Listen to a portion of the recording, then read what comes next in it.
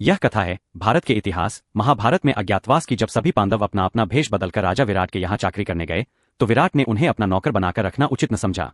हर एक के बारे में उनका यही विचार था कि ये तो राज करने योग्य प्रतीत होते हैं। मन में शंका तो हुई, पर पांडवों के बहुत आग्रह करने और विश्वास दिलाने पर राजा ने उन्हें अपना सेवा में ले लिया। पांडव अपनी अपनी पसंद के कामों पर नियुक्त कर लिए गए। युधिष्ठिर कंक के नाम से विराट के दरबारी बन गए और राजा के साथ चौपर खेलकर दिन बिताने लगे। भीमसेन बल्लम के नाम से रसोइयों का मुखिया बनकर रहने लगा। वह कभी कभी मशहूर पहलवानों से कुश्ती लड़कर और हिंसक पशुओं को वश में करके राजा का दिल चहलाया करता था।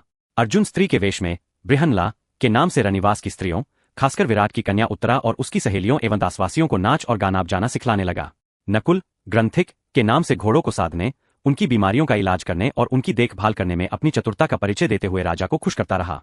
सहदेव तंतिपाल के रूप में गाय बैलों की देखभाल करता रहा। पांचाल राजा की पुत्री द्रौपदी, जिसको सेवा टहल के लिए कितनी ही दासियां रहती थीं, अब अपने पतियों की प्रतिज्ञा पूरी करने हेतु दूसरी रानी की आज्ञाकारिणी दासी बन गई। विराट की पत्नी सुदेशना की सेवा शुश्रूषा करती हुई रनिवास में सैरंधी के नाम से काम करने लगी। रानी सुदेशना का भाई कीचक बड़ा ही बलिष्ठ और प्रतापी वीर था। मत्स्य देश की सेना का वही नायक चना हुआ था और अपने कुल के लोगों को साथ लेकर कीचक ने बूढ़े विराटराज की शक्ति और सत्ता में खूब वृद्धि कर दी थी। कीचक की धाक लोगों पर जमी हुई थी। लोग कहा करते थे कि मत्स्य देश का राजा तो कीचक है, विराट नहीं। यहां तक कि स्वयं विराट भी कीचक से डरा करते थे और उसका कहा मानते थे। जब से पांडवों के 12 बरस के वनवास की अवधि पूरी हुई थी, तभी से दुर्योधन के गुप्तचरों ने पांडवों की खोज करनी शुरू कर दी थी। इन्हीं दिनों हस्तिनापुर में कीचक के मारे जाने की खबर फैल गई। यह खबर पाते ही दुर्योधन का माथा ठनका कि होन्हो कीचक का वध भीम ने ही किया होगा। यह दुर्योधन का अनुमान था। उसने अपना यह विचार राजसभा में प्रकट करते हुए कहा, मेरा ख्याल है कि पांडव विराट के नगर में ही छिपे हुए हैं। मुझे तो यही ठीक लगता है कि मत्स्य देश पर हमला कर देना चाहिए। यदि पांडव वहां होंगे तो निश्चय ही विराट की तरफ से हमसे लड़ने आएंगे। यदि हम अज्ञातवास की अवधि पूरी होने से पहले ही उनका पता लगा लेंगे तो शर्त के अनुसार उन 12 बरस के लिए फिर से वनवास करना होगा। यदि पांडव विराट के यहां न भी हुए तो भी हमारा कुछ नहीं बिगड़ेगा। हमारे तो दोनों हाथों में लड्डू है। दुर्योधन की यह बात सुनकर त्रिगर्त देश का राजा सुशर्मा उठा और बोला, राजन, मत्स्य देश के राजा विराट मेरे शत्रु है। कीचक ने भी मुझे बहुत तंग किया था। इस अवसर का लाभ उठाकर उससे अपना पुराना बैर भी चुका लेना चाहता हूं। कर्ण ने सुशर्मा की बात का अनुमोदन किया। फिर सबकी राय से यह निश्चय किया गया कि विराट के राज्य पर राजा सुशर्मा दक्षिण की ओर से हमला करे और जब विराट अपनी सेना लेकर उसका मुकाबला करने जाए तब ठीक इसी मौके पर उत्तर की ओर से दुर्योधन अपनी सेना लेकर अचानक विराट नगर पर छापा मार दे। इस योजना के अनुसार राजा सुशर्मा ने दक्षिण की ओर से मत्स्य देश पर आक्रमण कर दिया। मत्स्य देश के दक्षिणी हिस्से पर त्रिगर्तराज की सेना छा गई और गायों के झुंड सुशर्मा की सेना के कब्जे में आ गए। कंक अर्थात युधिष्ठिर ने विराट को सांत्वना देते हुए कहा, राजन चिंता न करें, मैं भी अस्त्र विद्या सीखा हुआ हूं। मैंने सोचा है कि आपके रसोइये वल्लभ, अश्वपाल ग्रंथिक और तंतिपाल भी बड़े कुशल योद्धा है। मैं कवच पहनकर रथारूढ़ होकर युद्ध क्षेत्र में जाऊंगा।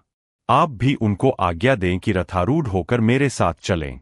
सबके लिए रथ और शस्त्रास्त्र की आज्ञा दीजिए। यह सुनकर विराट बड़े प्रसन्न हो गए। उनको आज्ञानुसार चारों वीरों के लिए रथ तैयार होकर आ खड़े हुए। अर्जुन को छोड़कर बाकी चारों पांडव उन पर चढ़कर विराट और उनकी सेना समेत सुशर्मा से लड़ने चले गए।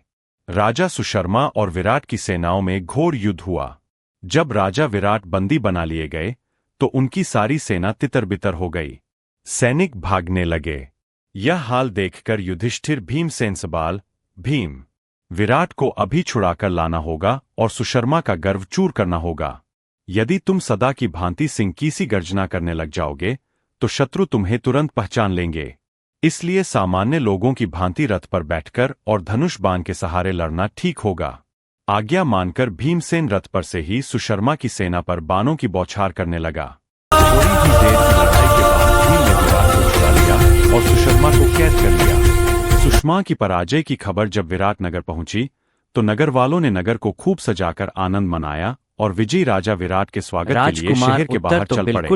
इधर नगर के लोग विजय की खुशियां मना रहे थे और राजा की बात जो रहे थे तो उधर उत्तर की ओर से दुर्योधन ने तबाही मचा दी। मैं तुम्हारा बड़ा उपकार मानूंगा। उन्होंने यह बात इशारे से भीष्म को जता दी। यह चर्चा सुनकर दुर्योधन कर्ण से बोला, हमें इस बात से क्या मतलब कि यह औरत के भेष में कौन है? मान ले कि यह अर्जुन ही है, फिर भी हमारा तो उससे काम ही बनता है। शर्त के अनुसार उन्हें और 12 बरस का वनवास भुगतना पड़ेगा।